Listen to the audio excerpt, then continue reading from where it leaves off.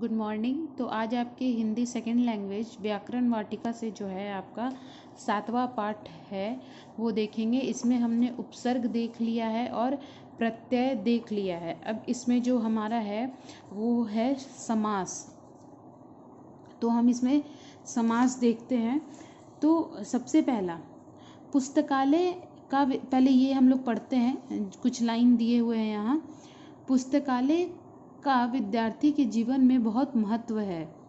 यहाँ विभिन्न अध्ययन सामग्री उपलब्ध होने से ज्ञान वृद्धि मनोरंजन का आनंद एक साथ प्राप्त किया जा सकता है। शिक्षा के प्रसार में भी पुस्तकालय महत्वपूर्ण भूमिका निभाते हैं। ठीक है, अब ये जो दिए हुए हैं आपके, अभी यहाँ देखो, उपरोक्त उदाहरण में आए रंगीन छपे शब्दों पर ध्यान दीजिए। मतलब जो रंगीन कौन कौन से हैं? पुस्तकालय है, विद्यार्थी है, अध्ययन सामग्री है, प्रचार प्रसार है। ठीक है, वो यहाँ पे लिखे हुए हैं। ज्ञान वृद्धि भी है आपका। ठीक है, वो यहाँ पे लिखे हुए। तो अब देखो, पुस्तकालय को कैसे लिखा गया है? पुस्तक के लिए आलय। आलय मतलब घर, जैसे इंसान के लिए रहने का घर होता है, वैसे ही पुस्तक के को रखने के लिए जो जगह है बहुत सारा, उसको कहते हैं पुस्तकालय। विद्यार्थी को यहाँ कैसे लिखा गया है? विद्या का अर्थी, मतलब विद्या की ज़रूरत जिसको है, विद्या जिसको लेनी है, ठीक है, उसको हम लोग विद्यार्थी कहते हैं। जैसे आप सब विद्यार्थी हैं। अध्ययन सामग्री, अध्ययन के लिए सामग्री, मतलब पढ़ने के लिए, अध्ययन करने के लिए सामग्री जो है उसको अध्ययन सामग्री कहते हैं। फिर ज्ञान वृद्धि का मतलब होता है बढ़ना। ठीक है, तो ज्ञान की वृद्धि, तो ज्ञान की वृद्धि को कैसे लिख दिया गया है? ज्ञान वृद्धि। वैसे ही प्रचार प्रसार को कैसे लिख दिया? प्रचार और प्रसार। तो उसको और नहीं लगा के बीच में डैश लिख दिया है, तो उससे क्या हो रहा है? एक शब्द कम हो रहा है। अब यहाँ पे देखो, ये शब्द समूहों को संक्षिप्त करके बने हैं। शब्द समूह को संक्षिप्त करने की प्रक्रिया समास कहलाती है। जब बहुत सारे शब्द हैं, संक्षिप्त मतलब छोटा, तो उसको कम करके जब लिखा जाता है तो उसको क्या कहते हैं हम लोग? समास। ठीक है, अब यहाँ पे देखो, जब दो या दो से अधिक शब्दों को मिलाकर एक नया शब्द बनाया जाता है, उस प्रक्रिया को समास कहते हैं। ठीक है, मतलब जब दो या दो से अधिक शब्दों को मिलाकर, ठीक है, एक नया शब्द बन जाए, है ना, तो उसको हम लोग क्या कहते हैं? समास कहते हैं। जैसे यहाँ पे कैसे, यहाँ पे इतने सारे शब्द को मिलाकर पुस्तकालय बन गए। इतने, अगर हम लोग को पुस्तकालय मतलब शब्द अगर नहीं पता रहता तो हमें हमेशा क्या लिखना पड़ता? पुस्तक के लिए जो आलय है उसमें बच्चे जाते हैं। तो यहाँ पे हमने पुस्तक के लिए आलय को हटा के क्या कर दिया? पुस्तकालय में बच्चे जाते हैं। ठीक है, तो यहाँ दो या दो से अधिक शब्दों को मिलाकर एक नए शब्द बनाया जाता है, उस प्रक्रिया को क्या कहते हैं? समास कहते हैं। अब देखो, इन शब्दों में परस्पर कुछ संबंध अवश्य होना चाहिए। समास युक्त पद को समस्त पद कहते हैं। विग्रह मतलब अलग अलग, ठीक है, करने पर समस्त पद के दो पद बन जाते हैं। एक पूर्व पद होता है, एक उत्तर पद।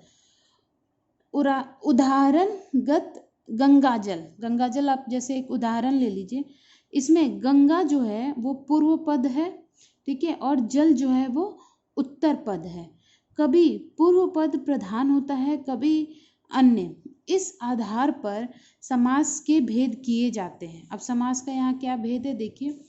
समास के 6 भेद हैं। कौन कौन से? तो अव्ययी भाव समास, ठीक है, इसको क्या है? ये पूर्व पद प्रधान है। फिर आपका दूसरा है तत्पुरुष समास, ठीक है, ये क्या है? आपका उत्तर पद प्रधान है।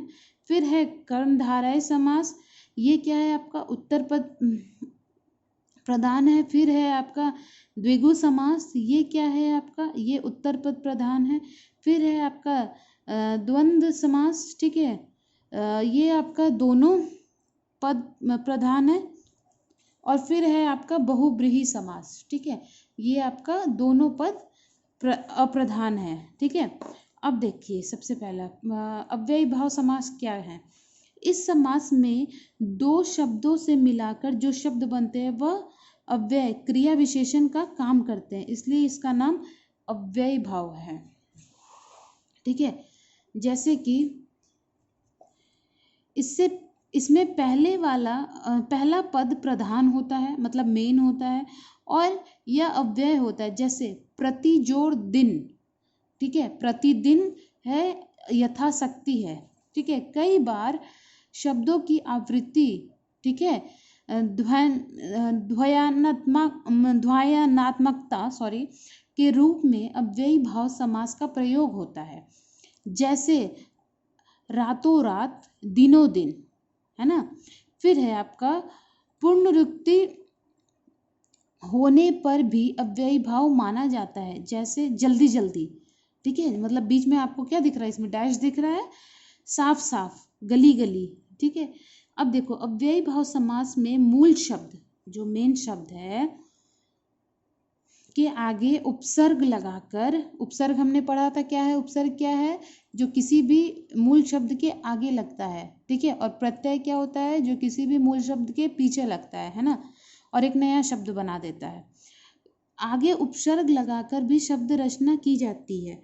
जैसे प्रतिदिन, जैसे बे जो है, बे आपका क्या है, उपसर्ग है। ठीक है, तो बेईमान, यहाँ पे मूल शब्द ये हो गया, उपसर्ग ये हो गया। वैसे ही ये बेईमान बन के आपका समस्त पद हो गया आपका। अब देखो यहाँ समस्त पद लिखा है, और यहाँ पे उसको कैसे अलग कैसे किया गया है वो लिखा है। जैसे प्रतिदिन, तो इसको अलग कैसे किया गया, दिन दिन हर दिन। तो ऐसे बोलने से अच्छा है कि हम प्रतिदिन बोल दें। ठीक है, वैसे ही प्रत्येक को कैसे बोलना था, एक एक। वैसे ही हम लोग एक एक, ये एक, ये एक, ये एक, ये एक, ये एक, ये एक, ये एक दे देना। ठीक है, वैसे ही हम लोग इतना ना बोल के हम लोग बोलेंगे प्रत्येक में से एक दे देना। ठीक है, तो हो गया यथाशक्ति, शक्ति के अनुसार। ठीक है, उसके बाद है आजन्म, जन्म से लेकर। जैसे मैं बोलूँ, मैं जन्म से लेकर अब तक ऐसी ही मेरी बाल है। ठीक है, तो मैं ऐसे ही इसकी जगह ऐसे भी बोल सकती हूँ, आजन्म मेरी ऐसी ही बाल रह गई है। ठीक है, वैसे ही आमरण, मतलब मरण तक, मैं आमरण यही बंगाल में ही रहूँगी। फिर इसको मैं कैसे बोल सकती हूँ, मैं मरने तक यही बंगाल में ही रहूँगी, है ना। तो आमरण को हम लोग बड़ा करके कैसे लिख सकते हैं, मरण तक। फिर अनुरूप का क्या है, रूप के योग्य। बे खटके क्या है, बिना खटके। आजीवन क्या है, जीवन पर्यंत। प्रत्यक्ष क्या है, आंखों के सामने। भरपेट क्या है, पेट भरकर। ठीक है, यथा नियम क्या है, नियम के अनुसार। फिर है यथाशीघ्र। ठीक है, जितना शीघ्र हो सके। अब मैं ये बोलूँ, तुम लोग ये काम जितना शीघ्र हो सके कर लेना, इसकी जगह मैं ये बोलूँ, तुम लोग ये काम यथाशीघ्र कर लेना। ठीक है, तो ये ज़्यादा छोटा हो जा रहा है ना। वैसे ही यथोचित, मतलब जितना उचित हो। फिर है हर घड़ी, मतलब प्रत्येक घड़ी या हर घड़ी। रातों रात को क्या हो जाएगा, रात ही रात में। ठीक है, जैसे मैं बोलूँ कि रात ही रात में वो लोग वहाँ से वहाँ चले गए, फिर मैं उसकी जगह ये बोल सकती हूँ छोटा करने के लिए, रातों रात वो लोग यहाँ से वहाँ चले गए, है ना। वैसे ही आपका है ये। अब आप देखिए तत्पुरुष समास क्या है। तो इनमें पूर्व पद गौण और उत्तर पद प्रधान होता है। दोनों शब्दों के मध्य आने वाले विभक्ति चिन्हों को लोप हो जाता है, का लोप। और इसके बाद क्या है, इस कारक विभक्तियों के आधार पर इसके 6 भेद हैं। जैसे कर्म तत्पुरुष को क्या होगा, मतलब को। ठीक है, अब देखो इसमें यश प्राप्त, यश को प्राप्त। ग्राम को गत। गगन चुंबी, गगन को चूमने वाला। वैसे ही आपका दूसरा क्या हो जाएगा, करण। करण में आपका क्या हो जाएगा, से। ठीक है, तो जैसे प्रेमातुर, प्रेम से आतुर। कष्ट साध्य, कष्ट से साध्य। हस्तलिखित, हाथ से लिखित। वैसे ये तुलसी कृत, वैसे तुलसी द्वारा कृत, ठीक है। अब यहाँ पे आपका क्या है, संप्रदान तत्पुरुष में के लिए हो जाएगा आपका, ठीक है। अब इसको आप कैसे लिखोगे, रसोई घर को कैसे लिखोगे, तो रसोई के लिए जो घर है, मतलब खाना बनाने के लिए जो घर है, इसको कैसे बोलना है, रसोई के लिए जो घर है, आप उसमें जाओ, उसमें देख लो वो सामान रखा होगा। इसको आप लोग छोटा करके कैसे बोल सकते हो, रसोई घर में आप जाकर देख लो वो सामान रखा होगा, ठीक है। वैसे ही ये आपका आपादान तत्पुरुष मतलब से, तो यहाँ पे क्या होगा, ऋण मुक्त, तो ऋण से मुक्त, मतलब यहाँ पर का जो से का मतलब क्या है, अलग होने का अभाव, मतलब किसी चीज से अलग होना, ठीक है। वैसे ही है ऋण से मुक्त, मतलब ऋण से मुक्त हो गए, अलग हो गए। वैसे ही आशातीत, मतलब आशा से परे, मतलब आशा नहीं है, कुछ भी आशा नहीं, मतलब ये जो काम है ना मेरे आशा से परे है, इसको मैं क्या लिख सकती हूँ, ये जो काम है ये आशातीत है, मेरे आशातीत है, मतलब मेरे आशा से परे है, ठीक है। वैसे ही संबंध तत्पुरुष का क्या हो जाएगा, का की के, जैसे युद्ध क्षेत्र, युद्ध का क्षेत्र। वैसे ही है पराधीन, पर के अधीन, मतलब पर यहाँ मतलब दूसरे का, भारत रत्न, भारत का रत्न। वैसे ही है आपका अधिकरण तत्पुरुष, इसमें क्या है आपका में या पर, जैसे कि ध्यान मग्न, ध्यान में मग्न, ठीक है। वो साधु जो हैं वो ध्यान में मग्न है, इसको छोटा करके कैसे लिख सकते हैं, वो साधु जो है वो ध्यान मग्न है, ठीक है। तो ये आपका समस्त पद हो गया, इसको अलग अलग करके जब बड़ा करके विग्रह करना है तो ये ऐसे हो गया, घुड़सवार, घुड़ पर सवार, ठीक है। वैसे ही आपका अब कर्मधारय समास, ठीक है। इसमें क्या है, इसके दोनों पदों में विशेषण विशेष्य या उपमान उपमेय का संबंध होता है, जैसे नीलांबर, ठीक है, मतलब इसमें विशेषता बताई जाती है, कैसे, नीलांबर, इसको क्या बोलेंगे, नीला है जो अंबर, ठीक है। महाकाव्य, महान है जो काव्य, श्वेतांबर, श्वेत है जो अंबर। महादेव, महादेव किनको बोला गया है, शिव जी को बोला गया है, महान है जो देव। सद्धर्म, सत्य है जो धर्म, ठीक है। अब यहाँ पे आपके क्वेश्चन कैसे आएंगे वो देखो, नीला है जो गगन, उसको क्या कहते हैं, तो आपके ऑप्शन में नील गगन जो रहेंगे वो सही हो जाएगा, ठीक है। वैसे ही है अब द्विगु समास, इसमें क्या है, इसमें पूर्व पद संख्यावाची होता है और उत्तर पद विशेष होता है, विशेष्य होता है। इसके अतिरिक्त यह समूहवाची भी है, समूहवाची मतलब ग्रुप जैसा, ठीक है। जैसे कि सतसाई, 700 दोहों का समूह, दोपहर, मतलब फर्स्ट वाला जो पार्ट रहेगा ना इसका, ये क्या रहेगा, ये काउंटिंग वाला रहेगा, ठीक है, संख्या वाला चीज रहेगा। जैसे सत मतलब वो 7 हो गया, दो मतलब 2 हो गया, जैसे दोपहर तो दोपहरों का समाहार, ठीक है। अब मैं बोलूँ कि मुझे दोपहरों का समाहार जब हो तब जाना है, तो इसको छोटा करके मैं क्या बोलूँगी, मुझे दोपहर के बाद जाना है या दोपहर में जाना है, ठीक है, दोपहर के वक्त जाना है। चौराहा, 4 राहों का समाहार। वैसे ही है अब आपका जैसे यहाँ पे इसका एक और देख लो, त्रिफला, 3 फलों का समाहार। अब द्वंद्व समास देखो क्या है, इनमें दोनों ही पद प्रधान होते हैं, अर्थात दोनों पद समान स्तर के होते हैं, मतलब इक्वल होते हैं, ठीक है। इस समास के समस्त पद में प्राय संयोजक चिन्ह लगा रहता है और विग्रह करने पर और एवं तथा आदि लगता है, जैसे माता पिता, माता और पिता, मतलब ऐसे है पति पत्नी, पति और पत्नी, पाप और पुण्य, ठीक है। वैसे ही है गंगा यमुना, तो गंगा और यमुना, है ना। अब यहाँ पे देखो बहुब्रीहि समास, ये बहुत इम्पोर्टेंट है। इनमें दोनों ही पद गौण होते हैं और कोई अन्य पद प्रधान होते हैं। इस तीसरे प्रधान पद को ज्ञान संदर्भ से ही होता है, जैसे उदार हृदय, ठीक है, उदार है हृदय जिसका, मतलब विशेष व्यक्ति किसी है, कोई है। 12 सिंघा, 12 है सिंह जिसके, मतलब हिरण के बारे में बोला गया है, ठीक है, हिरण विशेष्य है ये बात। दशानंद, दशानंद किसको हम लोग बोलते हैं, रावण को, ठीक है। 10 है आनंद जिसके, मतलब 10 है सर जिसके। महात्मा, महान है आत्मा जिसकी, मतलब किसी व्यक्ति के बारे में यहाँ बोला गया है। चक्रधर, चक्रधर कौन है, विष्णु है, ठीक है, चक्र धारण करने वाले, ठीक है, तो यहाँ विष्णु हो गए आपके। वैसे ही है यहाँ पे बहुत सारे आप लोग पढ़िएगा।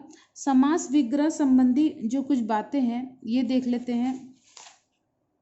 सबसे पहला, समास का संदर्भ के अनुरूप ही विग्रह करके अर्थ गहन करना चाहिए। जैसे तिरंगा लहरा रहा है, यहाँ तिरंगा अर्थात राष्ट्रध्वज अर्थ ही होगा। इसका विग्रह बहुब्रीहि समास की भांति ही होनी चाहिए, ठीक है। जैसे इस ओढ़नी को तिरंगा रंग दो, ठीक है। इस उदाहरण में इसका अर्थ 3 रंगों में हो सकता है, अतः यहाँ कर्मधारय समास होना चाहिए। एक ही समस्त पद कर्मधारय द्विगु बहुब्रीहि हो सकता है, अतः संदर्भ की या वाक्य ना हो तो समस्त पद का जिस तरह विग्रह किया जाए उसी के अनुरूप भेद बताया जाता है। जैसे दशानंद, दशानंद अभी हमने पढ़ा बहुब्रीहि समास में, ठीक है। 10 है आनंद जिसके, मतलब रावण, ठीक है, का विग्रह करके 10 आनंद का समूह और समास बताए बहुब्रीहि तो गलत होगा, ठीक है। इस विग्रह के अनुरूप समास का नाम द्विगु होना चाहिए। अतः उदाहरण में इस प्रकार समझा जा सकता है, जैसे चौमासा, ठीक है। अब बहुत सारे ऐसी चीज लिखने पे भी आपका बहुत डिपेंड करता है, ठीक है। अगर आपके लिखने के तरीके थोड़े अलग हो जाएं तो वो समास भी अलग हो जाता है। जैसे चौमासा, इसको अगर हम लोग ऐसे लिखे 4 मासों का समूह, तो ये क्या हो जाएगा, द्विगु समास हो जाएगा। अगर हम लोग इसको ऐसे लिखे 4 मास विशेष, ठीक है, तो ये क्या हो जाएगा, बहुब्रीहि समास। लेकिन अब यहाँ पे क्या हो रहा है, यहाँ पे बच्चे कंफ्यूज हो जाते हैं। अब यहाँ पे देखो नीलकंठ है, नीला है जो कंठ, ये क्या हो जाएगा आपका कर्मधारय है। नील है कंठ जिसका, मतलब यहाँ बात किसके बारे में हो रहा है, शिव जी के बारे में, तो यहाँ पे आपका क्या हो जाएगा, बहुब्रीहि। वैसे ही महात्मा, महान है जो आत्मा, ठीक है, तो ये आपका कर्मधारय। लेकिन जब हम ऐसे बोले महान है आत्मा जिसकी, मतलब किसी व्यक्ति के बारे में बात हो रही है, तो ये क्या हो जाएगा आपका, बहुब्रीहि समास हो जाएगा, ठीक है। अब यहाँ देखो, यहाँ एक बात और ध्यान देने योग्य है कि मृगनयनी, ठीक है, या श्वेतांबरा लिखा है तो इसका संकेत स्त्री विशेष सरस्वती ही होगा। सरस्वती माँ को क्या बोला गया है, श्वेतांबरी भी बोला गया है, ठीक है।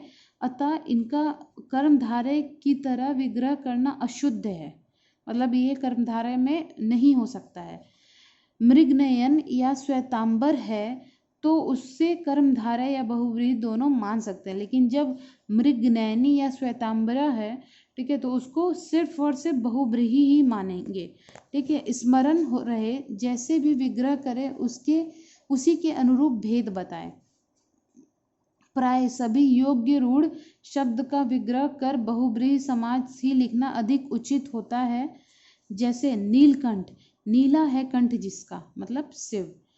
तो ये था आपका समास। अब इसमें जो मेन है, हमने क्या देखा, तो जब 2 या 2 से अधिक शब्द को मिलाकर एक नया शब्द बनाया जाता है तो उसको क्या कहते हैं, उस प्रक्रिया को समास कहते हैं। समास के 6 भेद है, कौन कौन से, अव्ययीभाव, तत्पुरुष, कर्मधारय, द्विगु, द्वंद्व और बहुब्रीहि समास, ठीक है। अब आपको इसके अंदर ही जो भी है आपको पढ़ाई करना है। जैसे आपको ये है दिया हुआ, आपको वो आ सकता है, जैसे कि 3 है नेत्र जिसके, ठीक है, उसको क्या कहते हैं, तो ये त्रिलोचन हो गया, ठीक है। और अगर ऐसे है 3 नेत्रों वाला, तो ये तब त्रिलोचन नहीं होगा। लेकिन क्वेश्चन जब है 3 है नेत्र जिसके, मतलब यहाँ शिव के बारे में बात हो रहा है, तो त्रिलोचन हो गया, है ना। षडानन मतलब षड मतलब छह है, आनंद जिसके मतलब कार्तिकेय जो हैं उनको षडानंद कहते हैं।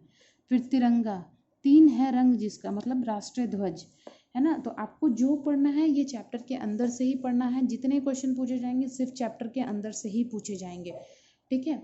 आप लोग एक बार ध्यान से पढ़ लेना, कोई दिक्कत हो तो आप लोग पूछ लेना। Thank you so much.